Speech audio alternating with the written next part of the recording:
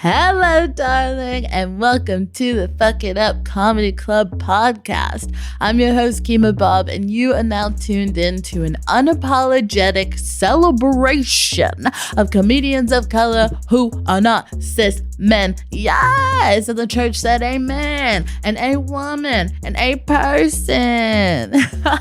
Now, this is an opportunity to hear dope stand-up from awesome comedians and get to know them a bit better. And ooh-wee, am I excited to share with you today's episode. I don't know how to describe it. It's one of my favorite episodes of anything ever made in the world, in the history of episodes. Whatever you can make an episode of, let me tell you something. This is one of my favorite one of them.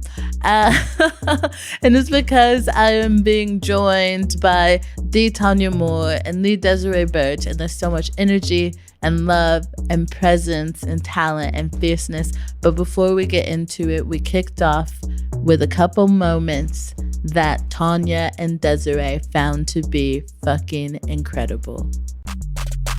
I was in Mexico for a wedding in the beginning of May. Oh my God. And it was a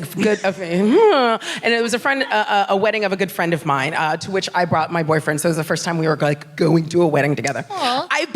I'm 43, and I basically have spent 40 years of my life pretty much single until during lockdown, when I actually reached across the void and into my phone, into Hinge, and met somebody who I'm actually still with. Very excited. Yes! It's lovely. It's great. We both figure out we're too old and tired to find anybody else. We've locked it in. We're good to go, right?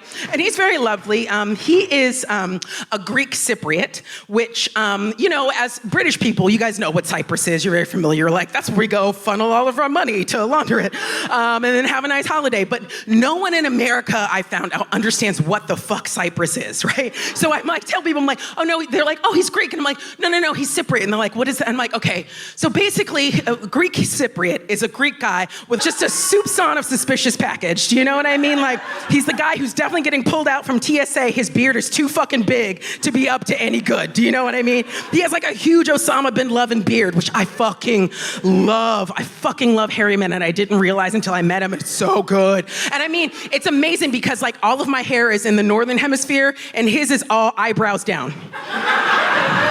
Fucking cue ball, eyebrows, all the way to the soles of his feet, hair, right? And what I never realized about dating a hairy man is that like hairy men have to shower, they have to moisturize, they have to take care of themselves. There's no like, oh, I went 3 days with no shower. He's like, no, I've showered 3 times today, all right? It's very human. And like, he's the first white dude that I dated, and I've dated so many fucking white dudes. I'm so sorry.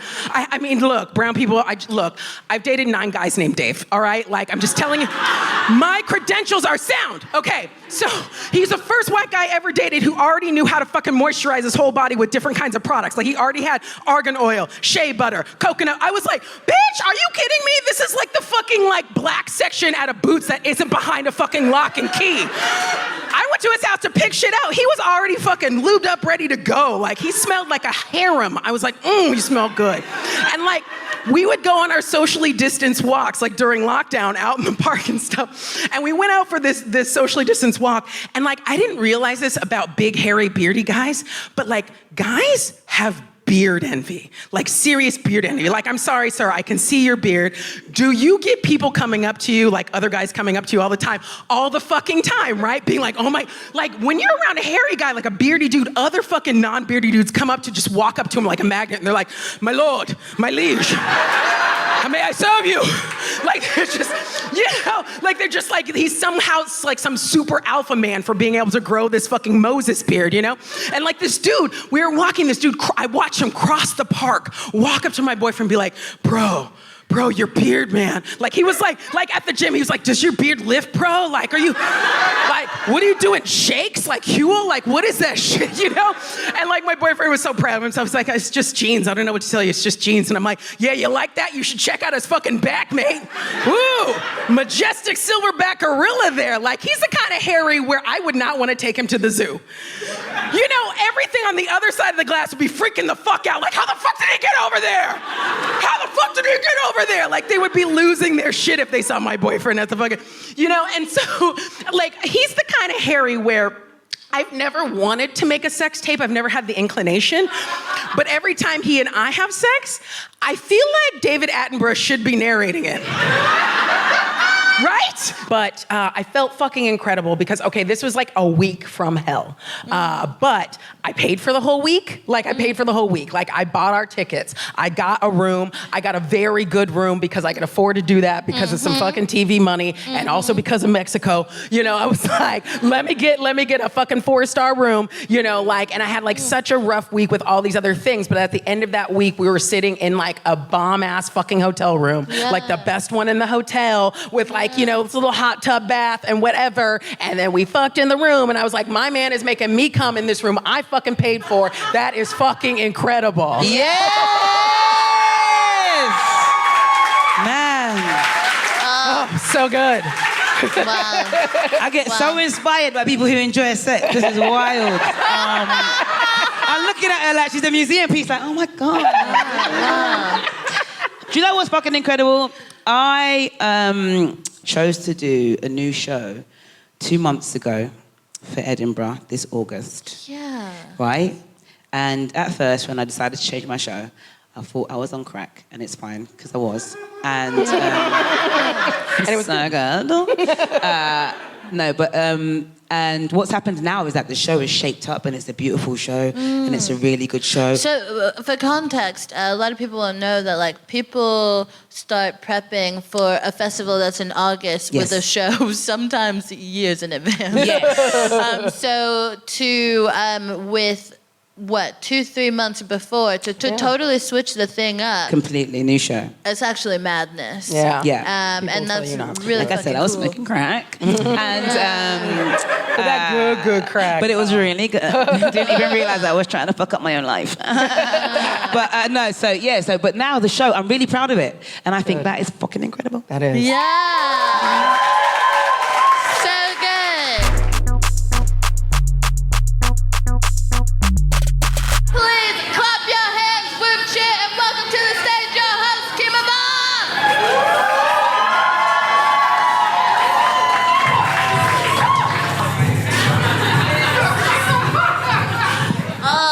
Oh my gosh, hello!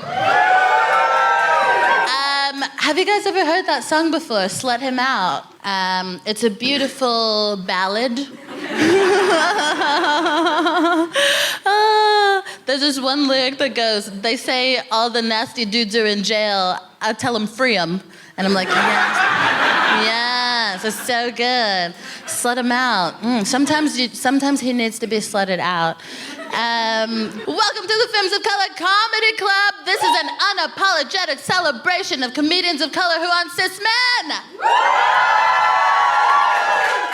I'm your host, Kima Bob, and I'm so glad to be here with you. I would like to know who here loves their job. Yeah. Yeah? What do you do for work? What is your job? You're an actor? Oh my God, we have a thespian in our midst. Ooh, treading the boards. Wow. So, you as an actor, do you focus on the stage? Do you focus on the screen? Do you go wherever you're called? It was screen, but then I experienced the stage. So, for those of you listening at home, she said that it was focused on the screen, but then she's experienced the magic of the theater, and now she can never return. Wow, I love this. It's so good. Does anyone else love their job?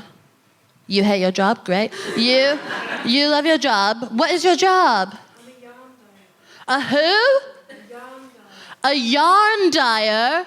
Oh my gosh, we got a yarn dyer in the house tonight. People aren't talking about it. People aren't talking about dyeing yarn. And people aren't dyeing yarn, and I'm tired of it. I am sick of it. So how does your day begin as a yarn dyer? Great, there's a lot of soaking, so if you're a yarn dyer, you're soaking it in the water.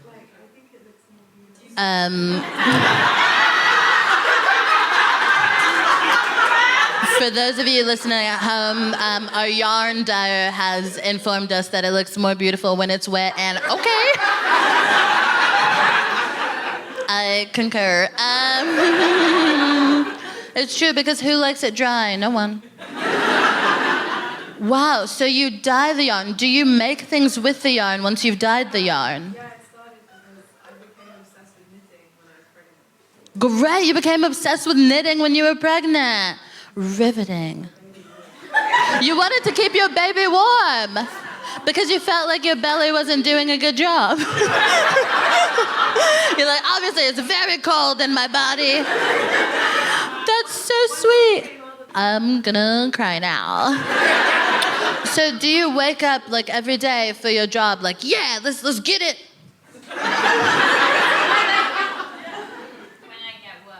When you get work, I feel you. Oh my God. The dangerous thing about that is if you are an anxious person and your anxiety comes out as being asleep, you can really fuck off a whole day. I'm that kind of guy. And recently I've been like hiding from my days because the tasks at hand are just so gross. And there'll be like a whole day where I'm just like, ooh, later, until it's the end of the day. And at which point I have to be like, tomorrow is the one? I'm like, tomorrow we are going to get it. I'm gonna wake up earlier than I have for the past 2 weeks. Tomorrow is the one. Oh, set these alarms, set 2 of them just in case, because I like to be prepared. Tomorrow approaches. Ooh, wake up a little bit before the alarm. Okay, I don't really need to be up this early. No, thank you. Back to bed. Like the first alarm goes off, I'm like, oh, that's what time I said I would get up. Knowing that I wanted to wake up later. Good night. Back to bed. And then like the second alarm will go off and I'll be like, oh, we should really start listening now. I'll be like, girl, get up, stop playing. I'm like, you know who really needs to stop playing? This bed. Because it's so comfortable. And then I get to the part where the snooze is like, bitch. And I'm like, okay, all right. And then I'm like, okay, get up, you can do this. You don't need to hide from today. This is your day. This day can be whatever you want it to be. Let's go. So then I'm like, let's get up, let's get out, let's brush those teeth. You know what I'm saying? Brush your teeth. Bow, bow, bow, bow. Ooh, I got an electric toothbrush. After that thing is making sounds in your mouth for a good few minutes, you're just like, alert. So I'm like, okay, great, we did it. We got out of the bed, but then I got to get back in because I like to meditate and journal every morning. It helps me get my head straight. You would not want me here if I hadn't. So I hit the meditation, trying to get ready for the day. I do a little guided meditation. There's this guy on there, and he's like, you can do this. My name is Kenneth. Do y'all know Kenneth? Y'all know Kenneth? I'm like, hi, I am Kenneth.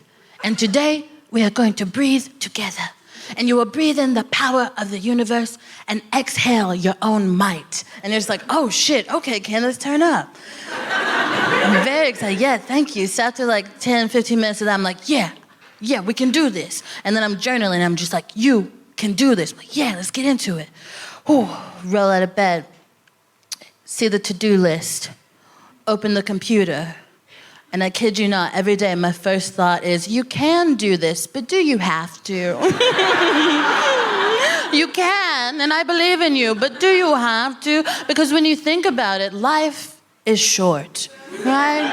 And if life were to end tomorrow, would you want to have spent your last day tripping over admin? No, you want to be living life, enjoying yourself, watching a series you don't care about. That's what you want to do. And ultimately, what ends up happening is I always go back to like the wisdom of my mother and my grandmother, who would remind me that all you really have to do in this life is be black and die. And I'll be like, do you know what? At some point, I will die. And I'm black now, continue being black. I'm doing it. I've done it. Today is canceled. That's what happens to too many of my days. I'll check in with you guys later, let you know if I made any progress. I just want to be like a before the alarm ass bitch. Do you know what I mean? Just like pop up like, oh, let's dye some yarn. Love that. Guys, I have 2 incredible acts for you in this show. I adore them on multiple levels, who they are on stage, who they are off stage. Are you ready for your first act? Sounds like it, but here's the thing. She deserves more. That's right. And unlike some of y'all in relationships, I'm not gonna settle. So please go absolutely wild as we welcome to the stage, Thanyia.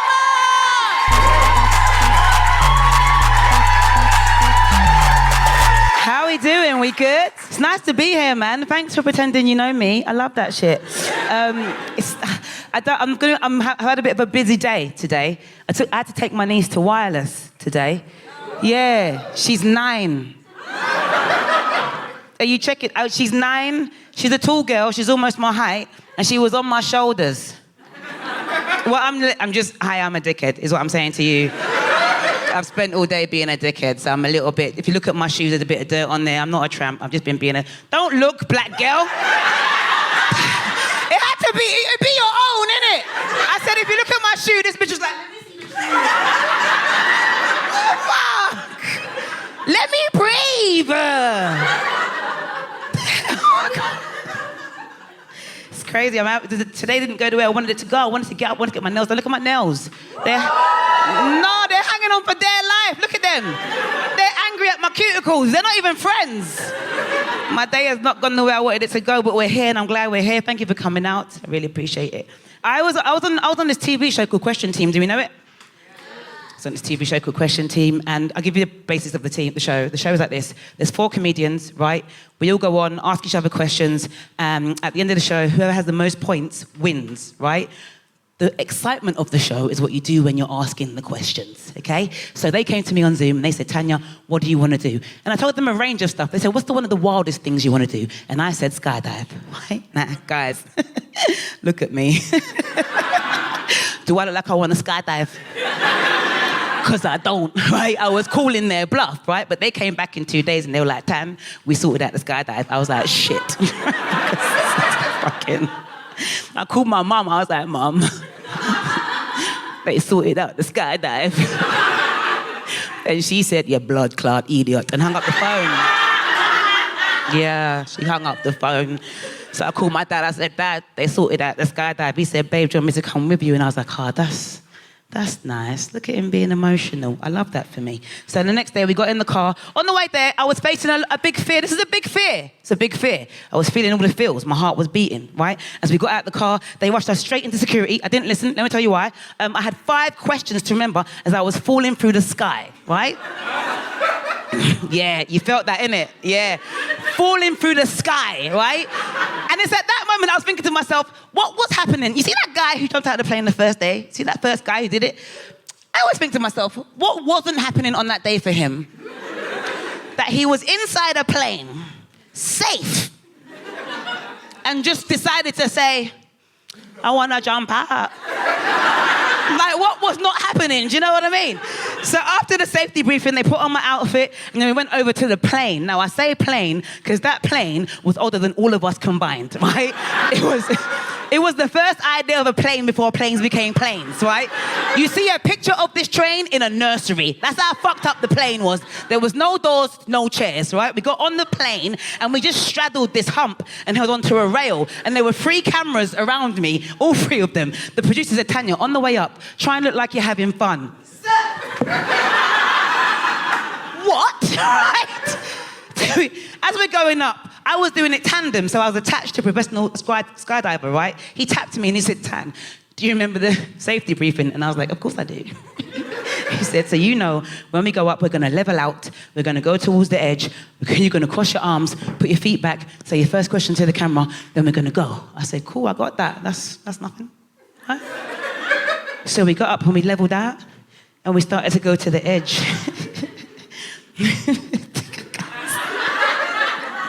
That's when I realized, right? Because if he's on the edge here, where the shit am I? I was just hanging in the sky, bruv, yeah? I felt like a pair of tits in a shit bra. I said, let me get this over with. I crossed my arms, legs back, said my question, and I went, right? And as we went, there was a drone that came here and a cameraman that came here. And because I didn't listen to the safety briefing, I didn't know that when you're free-falling, you shouldn't open your mouth. So I went to say my first question, didn't I? Yes, I did. I said, "Quah!"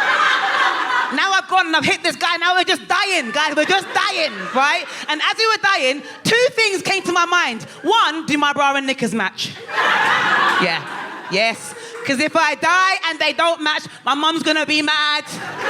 Yes, she will.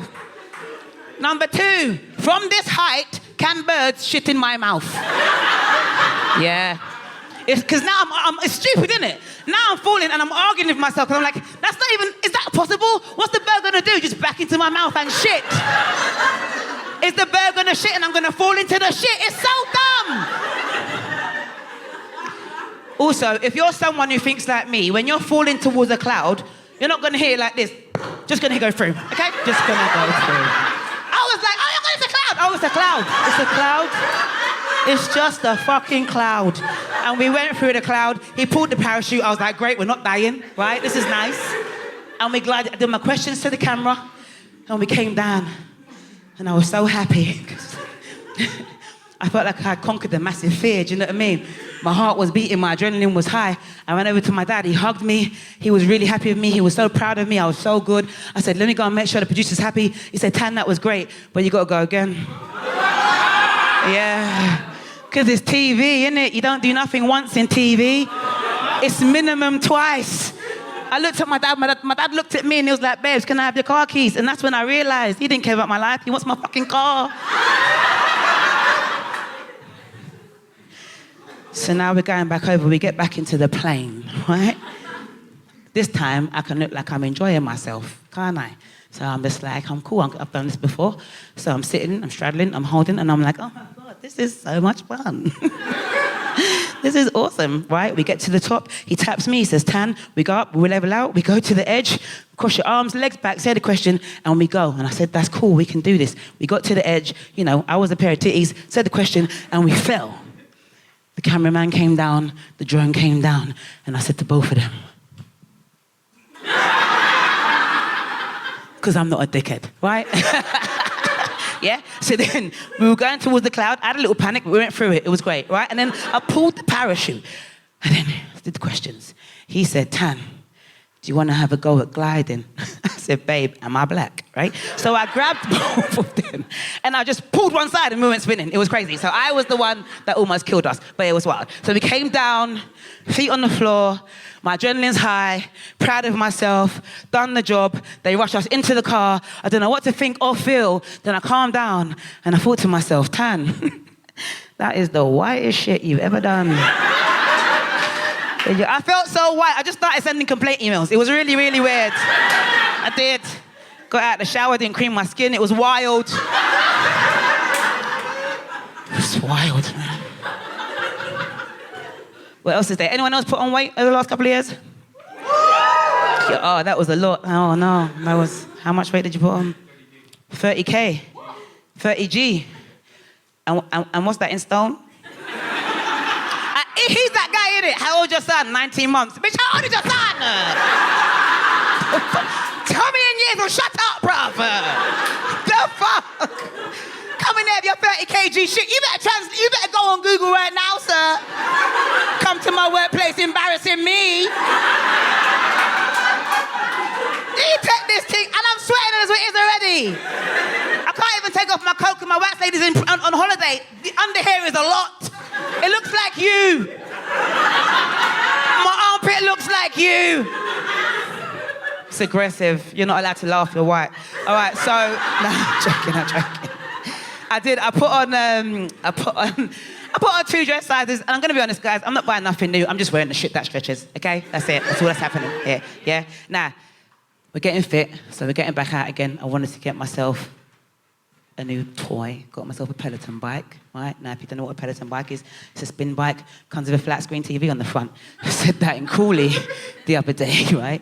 A lady at the back, she was like, you're just saying that because you want us to know you got money. I was like, I know. I was like, obviously, shut up. So, I got the bike, right? You can do lots of different things on it, spin, Pilates, yoga, all kinds of things. It's like over 1,000 instructors on there, so every day there's over 1,000 people who I ignore. It's wonderful, right? Now, I've pushed it up next to my living room window because when you sit on it and look out the window, guys, you can see McDonald's. so good. But I want to get fit, right? I want to get fit. What I don't like is that when you go on social media, you can't move away from people telling you about your weight, especially personal trainers, especially women. They talk about our bodies all the time, especially the stubborn pockets of fat areas, which they normally say is the stomach. But last year, they found a new area, guys, the fupa. Yeah, some of you know it. Lady, don't ruin my joke. No, because you already looked at my shoes. You don't get 2 strikes. I saw both of you doing. Okay? Out here doing body rolls to see my shoes. So, right. It's called the FUPA. It's an acronym, for those of you who don't know. It's the FUPA. It stands for the fat upper pussy area, right? And yeah, no, don't shoot the messenger. Listen. And if you're not laughing right now, you're fucking learning, okay? Over 35, formerly the gunt, do we know? Yeah. It's the area that's below the stomach, right? And above the pussy, right in the middle. Kind of like a mezzanine, guys, yeah? Gotta fix that shit too, right? And at first I was like, I don't want a fucking fupa. What the hell is this? And I thought, hold on, Tan, hold on a minute. Only rich people can afford mezzanine, so hello, right? And then, when you really think about it, when you go back in the day, if you put on weight back in the day, they saw that as a sign of wealth and prosperity. So this is not my fupa, guys. This is my ISA. Yeah, put a lot of money. And I'm equal opportunity. Like, what is the fupa of a man, right? What is the fat upper penis area of a man? It's just the fucking man, innit? It is. I'm happy with that laughter, so I'm gonna go. Thanks, bye.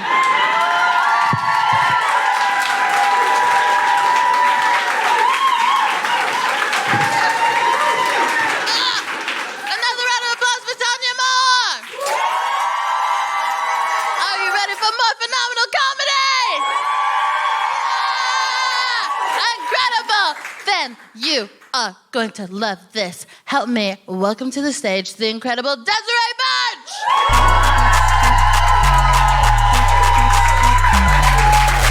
Thank you so much. So who are the people who actually are in couples tonight? Like, or who here is in love? Who here is in a relationship, happy, in love? Who here is settled? The yarn lady? Who else? General white people, you guys. Okay, so there's a crew of people over here, happy in love. The rest of you guys are just like, that's why we came to see your ass, bitch, because we're we have nothing better to do on a Sunday fucking night, dipshit. All right, fine, I'm not gonna rub it in, but just people have been in love before, been in relationships. Tell me what you think of this. Okay, so a good friend of mine recently proposed to her boyfriend. Yeah, it took you a second, but you got there. Oh, yeah, ooh, yeah, right? Like, she's a fucking baller. I was like, that's such a baller move. Like, she was like, look, we both know where this is going. Like, I'm gonna control the means of how it happens because I want it to happen the way I want it to happen. And like, he was like, yeah, I'll take that shit. Like, I'm like, that's so brilliant because she didn't want to have to deal with some like dipshit ass flash mob of him and his friends fucking dancing to Ed Sheeran or some dumb shit. And she's like, I don't even like this fucking song. What are you doing? Like, she set it up herself. And like, I just was like, one, that is a fucking baller move. And two, like, two people had a really incredible day, but she had one of the most memorable, best days of her life. And he had one of the most memorable days of his life that was also confusing as shit. Right? Beyond the whole thing of like his girlfriend proposing to him, he was like, I'm saving 3 months worth of salary for what? Like, beyond that, you have to remember how proposals work, right? At some point, she had to get down on one knee in front of him. And he thought some whole other shit was about to happen in that moment. He got all excited for the wrong reasons for like 30 full seconds. She was like, will you make me the happiest woman on earth? And he's like, right here in the butterfly garden? Holy shit. Yeah, my boo is a freak, you know? And she was like, what are you doing? No. Right? Like, that's fucking insane. I was just like, you are the bravest woman I know. And like, I want to emulate that, but I know myself and I'm just like, I'm a real petty bitch. Like, I'm going to need him to propose to me. Like, I want to be up on the pedestal being like, maybe. You know? Right? For 1 second, I want him to listen to a fucking thing I have to say, right? You know, he's like actually paying attention, like, will you? And I'm like, fucking think about it. You know what I mean? Like, I just need that moment to remember that happened anywhere in our fucking relationship. I don't know if anybody else is like me, because like, okay, we've been out of lockdown for a while. Congratulations, we're all fat, hairy, weird, and trying to get on with each other. Everything's great, but like, I know that a lot of people like had meltdowns during lockdown. Mine is, yeah. Bitch, I lost my mind, yes, yes. Well, the thing is, I kept it together during lockdown. I'm one of those people who, like, when the house is on fire, is like delegating shit, and then a month later, I'm crying into fucking cornflakes for no fucking reason. So, like, I've only recently started losing my fucking mind. I'm realizing, yes, everybody's functional. I'm rocking the fucking corner like it's Silkwood and shit, like just in the shower. Okay, so, but like, weird shit, like, I'm 43, and I'm just like, there's no going back to sanity. I'm this weird-ass bitch forever. Like, for instance, like, things that I'm discovering about myself that are just like bad form. Like, this is not good as a human. Like, I've discovered that I hate brushing my teeth. Like, hate it, with all the vehemence of a 5-year-old who has just been told to share, or like a Tory who has just been told to share, or like, you know, I don't know, a Supreme Court justice who has just been told that a living woman is more important than an imaginary zygote. Like that kind of fucking livid rage, right? Thank you, that I have for fucking brushing my teeth, a form of self-fucking care when I'm 43 years old, and I can't stand the shit, especially at night. The morning one's okay. The nighttime, oh, fuck that nighttime shit. I'm already in my bed, up like looking at my phone, just like, this is amazing, watching cat video after cat video, people doing dances, fall asleep in my bed, phone falls on my face, I wake back up, look at my phone again. Love that shit. I mean, that's how you know it's bad. I'm like, I too have had an apple fall on my head, just like Sir Isaac Newton, and I discovered a thing too, and it's that I'm addicted to my fucking iPhone. You know? Like, and then I'm in there and I'm like, God damn it, I have to get up and be a fucking adult and brush my fucking teeth. I hate it so much. You know, and I think part of the reason of like, you know, obviously there's a lot to do before bed, the nighttime one, just like, just let me go to sleep. Why do I have to do this at night and then wake up in the morning as though I've been sleep eating all night and then do it fucking again? It's so annoying. But like, I started trying to break this down to understand it because I'm that kind of freak weasel, right? And so I was like, oh, well, you know, I mean, every other form of self-care usually has a very immediate positive uplift to like encourage you to do it over and over again. You know, it's like, you know, you wake up in the morning, you take a shit, boom, yesterday is gone, you're living in the fucking present, all right. About to sell the book rights, do you know what I mean? Like, I figured out the secret, right? You know, you eat breakfast, great, now I have something to poop out tomorrow, all right? We're working here, we're getting fed, it's great. I mean, if you take a shower, right, the shower's the best fucking one. A shower's one of the best things that humanity has ever done. Aliens will come and congratulate us on the fucking shower. Think about it. It is a personal climate-controlled waterfall that we have to clean ourselves. It is a beautiful, mystical, wonderful thing. I love a fucking shower. You take a shower, you feel as good as the day you were born. Do you know what I mean?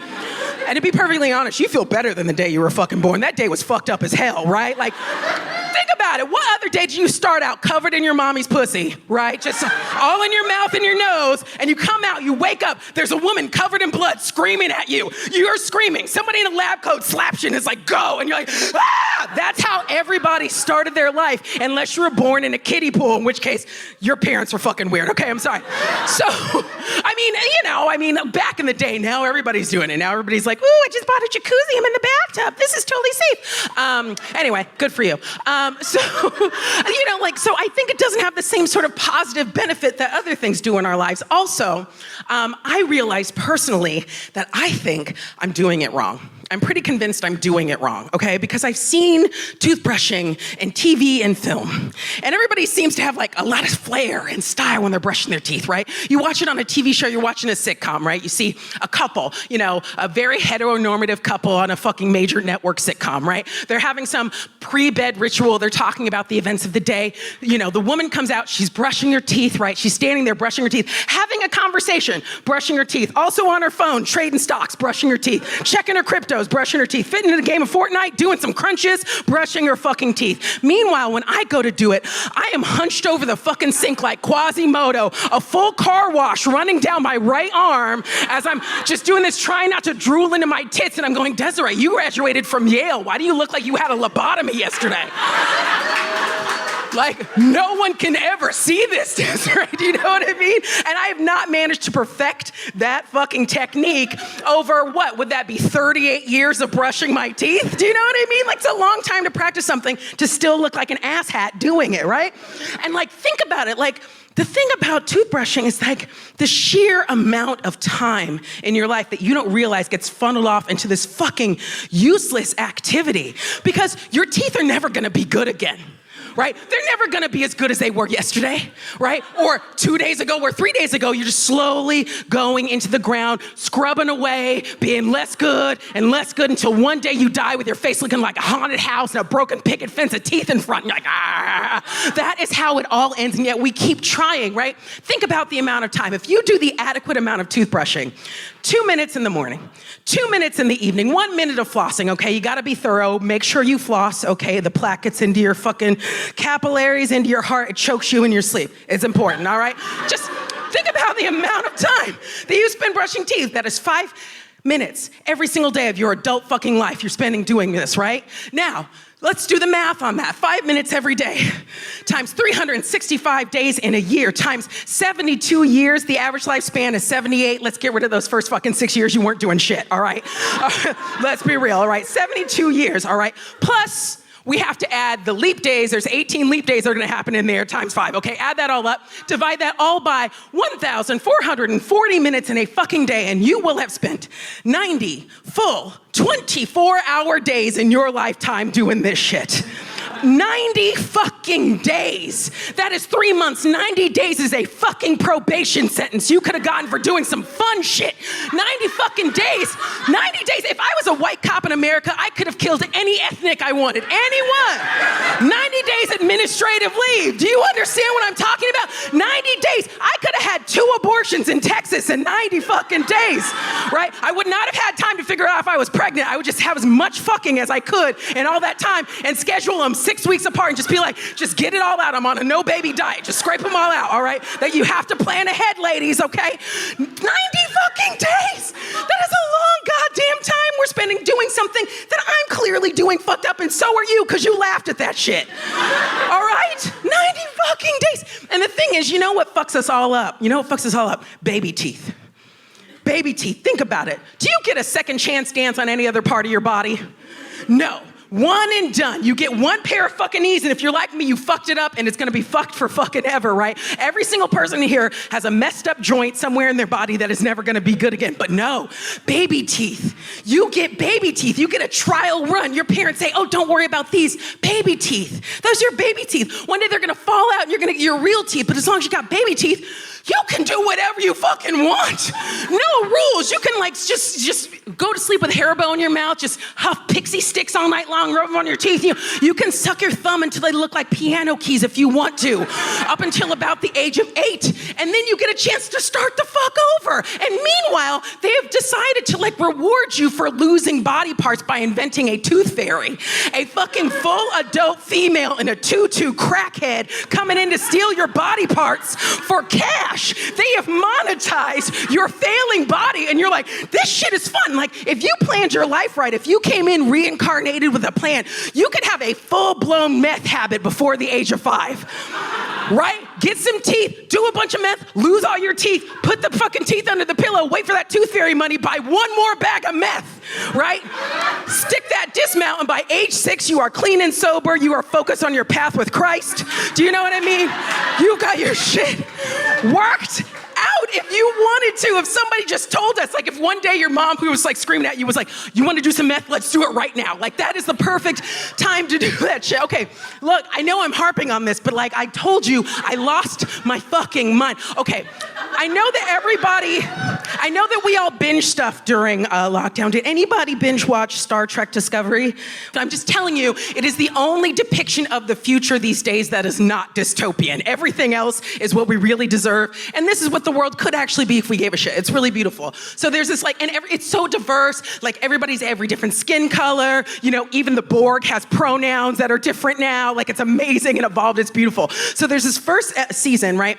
And like one of the episodes in it. So Anthony Rapp's character doctor. He is like a doctor, like he's like a scientist. He's studying mushroom fungus and like the mycelial network and how things connect, right? He's a PhD. His husband, played by Wilson Cruz, is the medical doctor aboard the whole starship. They're both doctors. I'm sure they have like fucking intolerable dinner parties that everybody both wants to be invited to and cannot stand being at. Do you know what I'm talking about? So anyway, they're having a conversation in their quarters because they're a couple. They're having a conversation about what's going on the show that day. And they're sitting there in their quarters, debating what's going on as they're brushing their teeth. Yes, thank you. They are brushing their teeth on the fucking Starship Enterprise, you guys. I mean, okay, it's the Starship Discovery, but you haven't fucking watched it. So the Starship Enterprise. All right, it is literally the year 2250, 230 years from now. They are warping through space-time using mushroom fungus. All right, they can replicate any food that they can imagine. They drink synthetic alcohol. They cure mortal wounds with laser beams. And they're still doing this with a fucking broom to clean their dirty mouths? Like, can we come up with anything better, people? It can't end with the fucking shower, you guys. There's gotta still be hope for us. Otherwise, why the fuck we're here? Like, we've been doing this for millennia, and the only invention that we've come up with to augment that is to put this stick on top of a fucking vibrator with batteries. Like, that's the only innovation. And Tupac's like, oh, if you make it a sex toy, that's a little bit fun. Like, come on, guys. Like, let's just try a little bit harder. All right, I'm gonna get out of here, but you guys are so lovely. Thank you so much for having me here. I'll see you guys in a minute. Love you.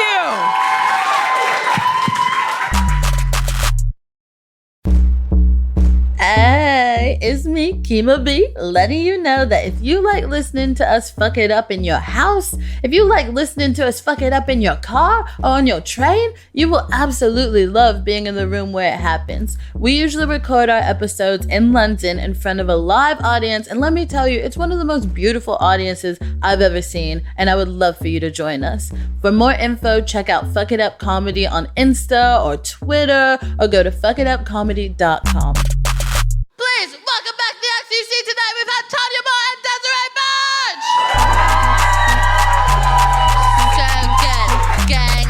Grab a mic and grab a chair, grab yourselves. I know you've just come up from doing such hard work. Yeah, you have my consent to grab yourself.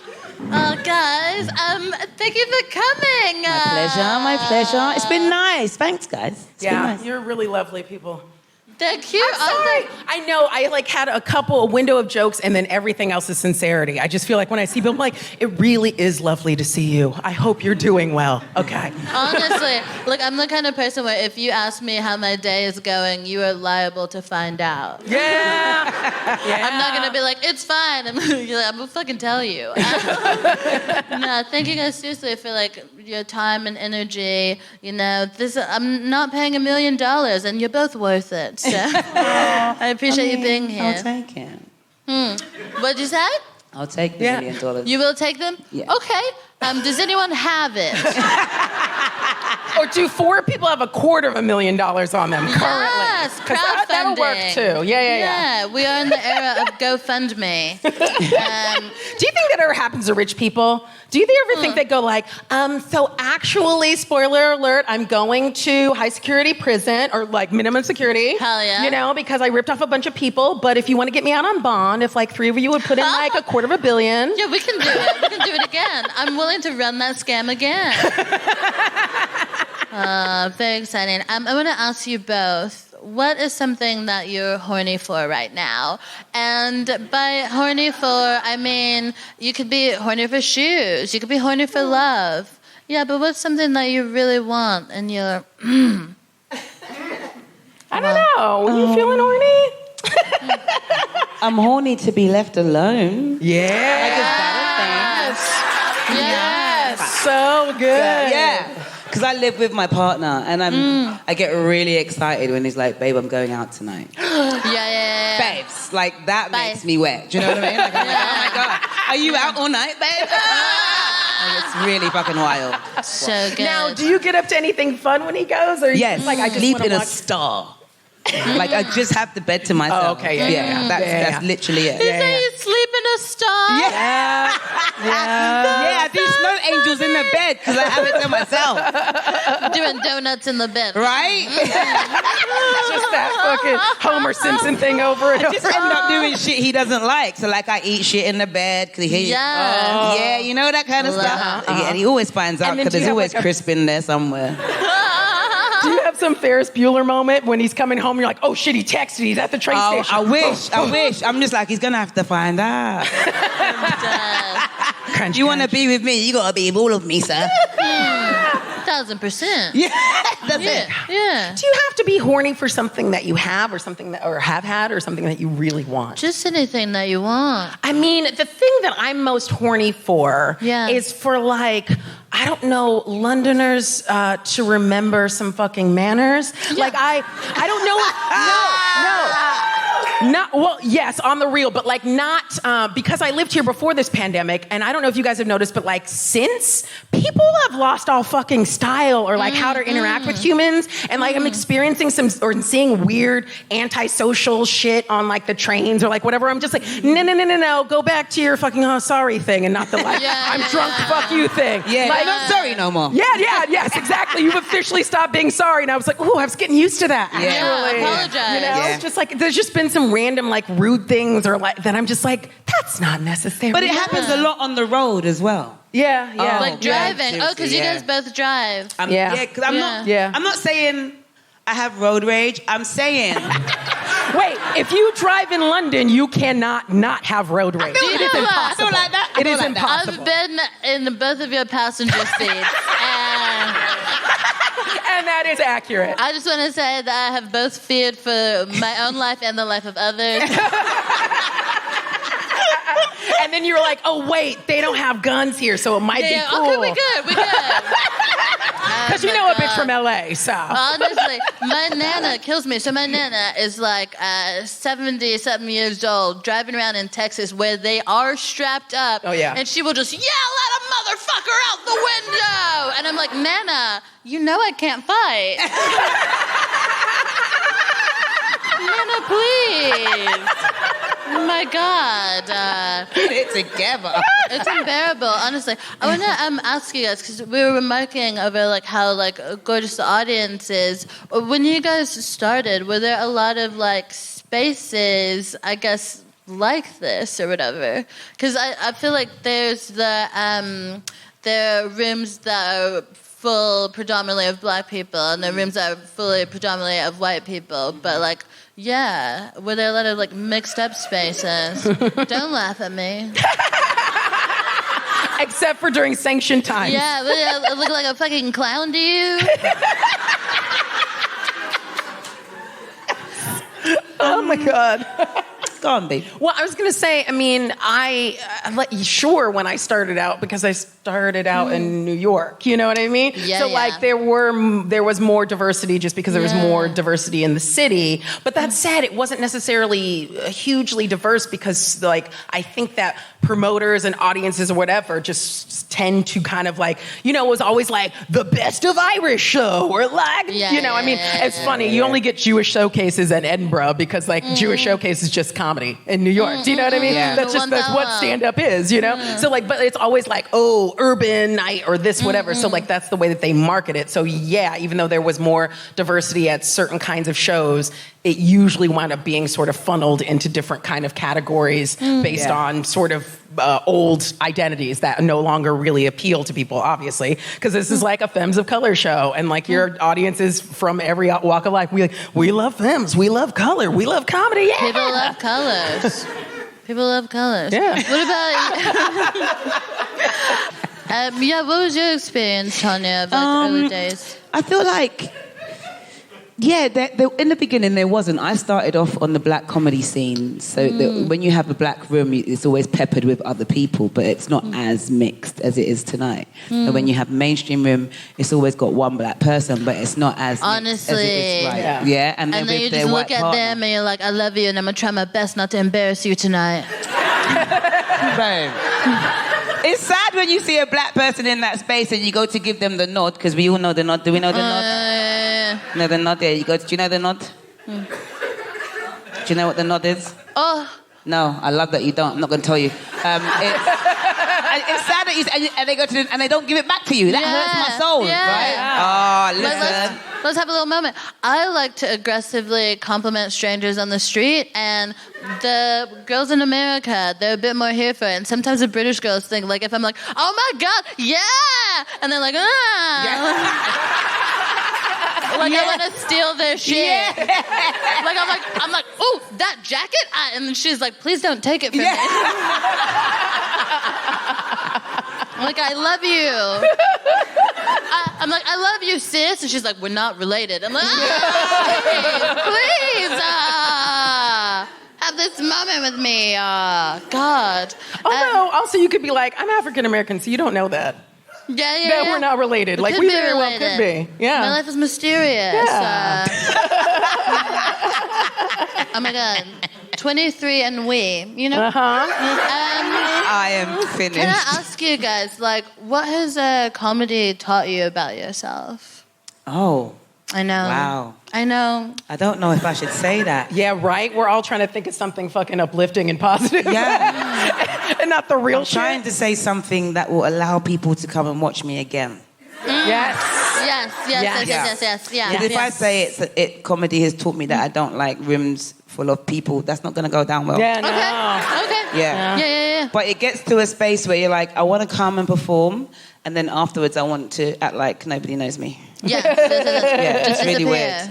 Yeah, because some people, in all honesty, people don't understand sometimes. It gets really overwhelming when there's a room full of like 50 plus people all wanting to come and talk to you at the same time. Yeah. And you don't know really what to do. So it gets really annoying for you after a while when you're like, thank you, thanks, oh, thanks, babes. Oh, babes, thank you. Babes, thanks. Oh. I feel like it starts to feel disingenuine and you really mean it, but you don't know what to do. It's too much. Yeah. So I hate people. So do you feel like... I feel like your social battery is set up a little differently from like my one, but it is a thing where like you go from being like a stranger to people all of a sudden know that. Well, the example that I was about to give is very specific to me and some material that I have not gone to today. But basically, you go from like people being like, who is this bitch, to being like, she looks at your pussy.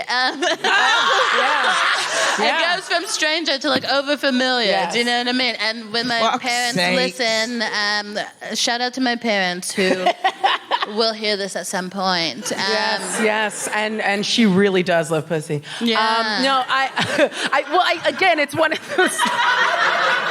I mean, I didn't mean to say it like that, but I'm sorry to Kima's parents. I mean, who doesn't? It's delightful. It really is. You're just like, what a wonderland is inside here. Yeah? I have a pussy. Do you want to love my pussy? Thanyia! How dare you try to shoot your shot at a moment like this? Why not? Why the fuck not? Yeah. It was very bold. I support you. Oh my God, this would turn into a totally different show. It's like the Femmes of Color Comedy Club. Oh my God, please tell me your boyfriend is out tonight. Please tell me he's out. The Comedy Club. What about you? Have you learned All I can hear is that no one's answered my question. Like... Wait, hold on. No, I know you're joking because I know you. Absolute mad people. Go, be serious. Wait. Before we return to the question, what is you guys' like policy on like fucking your friends? Oh no. Just asking for, friends. No, generally, because like for me, I'm just like, I don't know. I try not to fuck my friends. I don't fuck my friends. I think I've done a pretty good job of not fucking my friends. Up to date, if like I ever fucked someone that we were friends, we're not anymore. I don't know you. No. Yes. You have to go. I mean, a little bit though. Like I think that my policy has not ever been developed because it's like they're my friends, and then there are people who I say I'm going to be friends with only because I really wanted to fuck them, and that didn't work out. We just sort of like drifted apart. No. Yeah. We should meet up up for a coffee and never. It would be great. I have like early friendships like that when I think back to it and I go, wow, did you just think she was really cool or were you in love with her? Yeah. I still am not sure. I'm not certain. But yeah, has comedy taught you anything about fucking your friends? I mean, if they're comedians, definitely don't. Because it never works out well. One of us in a room is so much. So much. No, I mean, it's hard to... You're breaking Kima's heart. He was like, don't fuck comedians? What the fuck? Where else will I meet people? It's like if you only do comedy, you can't stand people. You're only meeting people in one place. Anyway, so I want to say something positive because the people they're looking for it. But when you do comedy, you're only and it's not negative. It's just like intensely personal things that you would not know otherwise. Because doing this is like a mirror. Like you're putting out your stuff out there, and it's bouncing off of other people who then relate to it. And sometimes they relate in totally ways that you hadn't conceived of, and also don't agree with. But still. You're like, you felt me, that's cool. But like things, there are things like the thing you mentioned about like, oh, all these people coming up to you afterwards. Yeah. And like, they now know something about you. And it's that weird imbalance of them knowing a lot about you and you knowing nothing about them. Yes. So then they're like, oh, like whatever, we're good mates. And you're like, no, we've had an intimate moment because I shared something very vulnerably, which is a weird thing to do, except for in this one fucking scenario. This and therapy are the two places where you can be this fucking raw and people are like, yes, keep it coming. Yes, it's a right thing to do. And so like, a therapist has boundaries and like other people don't fucking know. They're like, oh, we're best friends. So that can be really difficult. And I think that most of the things I've learned from comedy are about me vomiting up things from my soul and then seeing myself saying them to people who respond to them and go, oh, fuck, that's really me. Like just stuff that like later in life I'm going like, oh, I'm really blessed that I found a career that can contain all of this fucking insanity. I talked for 12 minutes about my fucking teeth and you guys applauded me instead of putting me in a fucking straitjacket. And there's literally only a couple places I can do that. Yeah. No, 1,000%. I think for me, I love when you say some really off the wall shit, and then there's someone in the back just like, a little nod. There's like nod of recognition. There's always someone to get it. Yeah. I think comedy's also taught me that I'm a little bit petty because I go on stage. Oh, wow. Whoa. They're going home tonight. Y'all cannot feel this heat, but it is happening. Am I bleeding? My sweat. I think I'm bleeding. I don't know. So you okay? So it was just It was a tiny punch in little, the face, it wasn't even a big, it was just a little pium. Well, we can fuck tonight because we're clearly not friends.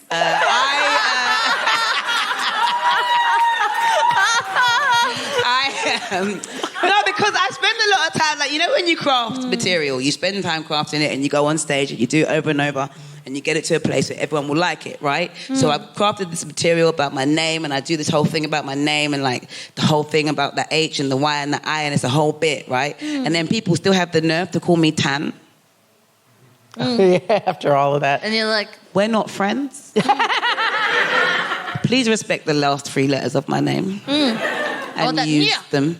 Give me the nia. Give me the nia. Let me tell you, my dad put extra letters in there. Use the fuck out of them, please. The whole shebang. Guys. Honestly.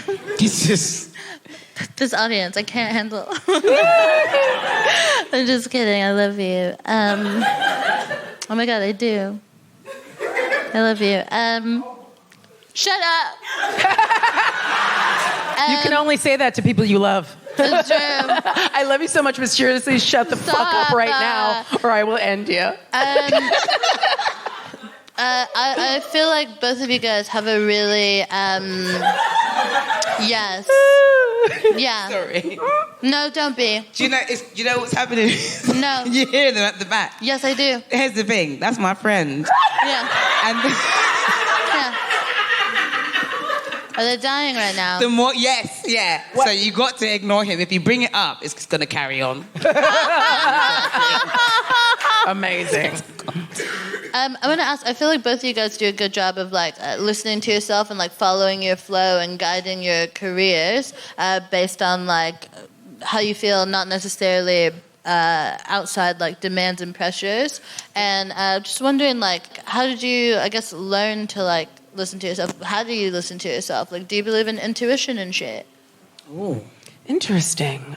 So I can okay. So I do believe in intuition. I don't think that I'm necessarily great at listening to it, but I am coming to understand what it is. You know, I'm airy-fairy sort of, you know, like woo-woo enough to be we like... all burning the sage. Yeah, honey. exactly. Just like getting high on that fucking sage all up in the room. But like, it is a thing of like, if I get something that feels like a boom, then I'm just like, I have to do this. And like, you know, that could be sort of in some ways impulsive, or it could be intuitive, depending on how you interpret it. I don't necessarily think that I think it's taken me longer than I wish it would have to learn to start to listen to some of those things, because what we do is so predicated on the audience, and for good fucking reason, you know, like you pay us for us to entertain you. If we don't do that, you go roar, and then you get your money back and you throw things, and we then adjust our material so that we can do it better the next time. And so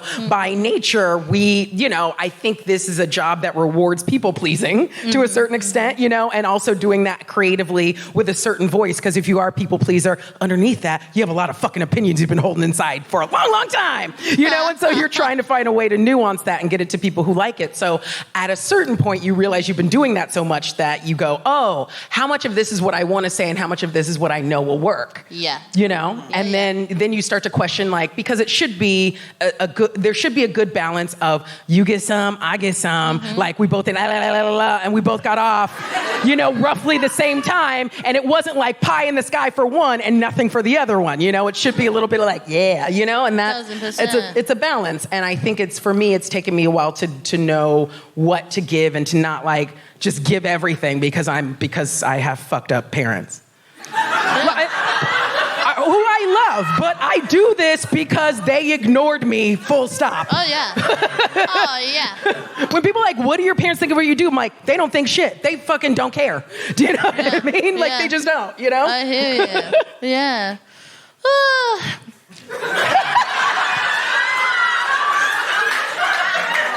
That is the appropriate response. That was fucked up. Bam! That felt like emotions. And then we all started to feel it because you were laughing, but the laughter got a little bit less because you were like, oh my God, shit, Desiree. for real? This bitch goes, okay. Which is the host's job. It's a Pride weekend. I am fucking done with you. Fuck's sake, Kima. I'm gonna make the sound at you. I made the sound with you. What about you, Tony? How have you come to figure out how to like navigate this shit and like listen to yourself? Well, because I say like, even with doing this podcast, I've gotten like outside advice and stuff, and I was listening to some of it, and I think I've made some missteps, and it's only in like coming back to like my own like heart and what I think this space is that I feel like I'm able to get it back on track. Yeah. But yeah, it's like what, I don't know, how have you learned to whatever? Shut the fuck up.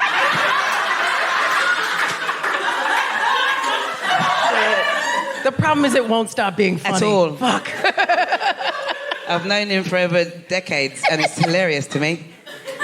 Hilarious. I think because I've always been somebody who, I've been raised to do what you feel right, to do what you feel right is good for you. So I've always been somebody who's only ever done what I feel is right for me. Oh my God, So that sounds incredible. I've always moved. Yeah. It's not. It's just... I've always just been like, if I have to sell any piece of my soul for it, it's not for me. Yes, ma'am. And unfortunately, in this business, sometimes you might run into a space where you will need to do that. You know, I've heard things like, just let them like you, or you know, you just want to get in with them. And my thing is, if they don't like me as I come, they're never going to like me, because getting in the door and then turning into me gives them credence to say, well, I don't know who this is, to get her back out, right? Yeah. But if they invite Thanyia as she is in, then I can stay there because I'm always going to be myself, right? Yeah. So I think I've always been that person. I'll be honest, I don't understand people who are like, oh, I don't want to upset them, so I'm just going to do what they say. Because I'm like, but you're upsetting yourself. And then you have to carry that around. And over years, that's why in black culture, you find older aunties and grandmas with like hip problems that they can't fix because it's emotional. And it's stuff that they've never gotten off their chest. Yeah. So I've just been really lucky to be raised by parents who are like, if you don't like it, don't do it, but try everything once so you know what you don't like. Yeah. Do you know what I mean? And just when it comes to like, thank you. When it comes to like therapy and stuff, that's just for going through the generational cultural stuff that we've been through. One, coming from 2 Jamaican parents, 2, being first generation, 3, being raised in this country, all of the stuff. So I'm trying to figure out how my emotions feel for that, because I still feel quite raw in that moment, even at my big, big age. I'm still dealing with, being irritated by the smallest of things. I'm not petty, shut up. But yeah, it's... You don't know me, guys, okay? But I can't stand things, people, stuff. I'm just saying. If I was petty, no, I'm joking. No, but it's just, that's my navigation now isn't so much industry-based. It's about how I feel when I'm in spaces around people that don't go with my energy. I think that's my thing right now. And I'm learning to... My thing growing up was just ignoring people, and I'm learning to honor that. So you return back to your roots, basically. Yeah. I love that. No, because I don't think that it's not a case of having. You don't need to have bad energy with somebody. It can just be who you are and who we are. We don't go together. So let's just say hi and leave it at that. We don't have to pretend to be friends and blah, blah, blah, blah. There are some people that I've come to that conclusion because, I don't know, the people pleaser in me doesn't like to not like someone. Right. I'll be like, no, maybe you're not trying, Kima. But sometimes it's not like. You're just 2 different people. Yeah, and sometimes people don't resonate with your soul. Do you know what I mean? Yeah. And some people don't have souls. And that's tough. Guys, thank you so much for coming and sharing your time, come talent, and get this your girl energy. off the stage. That's right. Someone do come and get me and pick me up. And then throw me down. That's inappropriate. So good.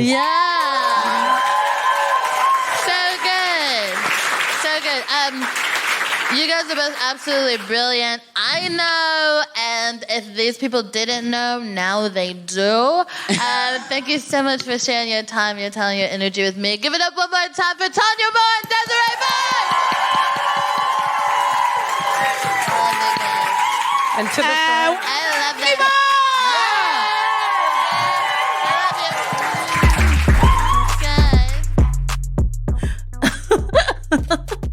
Oh my God, that episode was truly such a joy to record. I love all of the guests that I'm fortunate enough to have and to host here on the Fuck It Up podcast, but I really appreciate the light these 2 have been in my life and the sisters they've been to me in comedy. So it's always a pleasure to get with them. And for those of you wondering, me and Thanyia did not hook up after the show, and we still haven't. I'll let you know if anything changes. But I think that a bit of sexual tension is healthy for any friendship.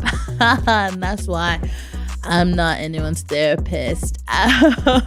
As always, the incredible comics you've heard all have projects that you can enjoy and support. Ton and Des are doing big things all the time, so check them out and follow them online if by chance you aren't already. If you've listening to the podcast, let your friends know, let us know, let me know. I've really enjoyed reading some of the kind messages that people have sent.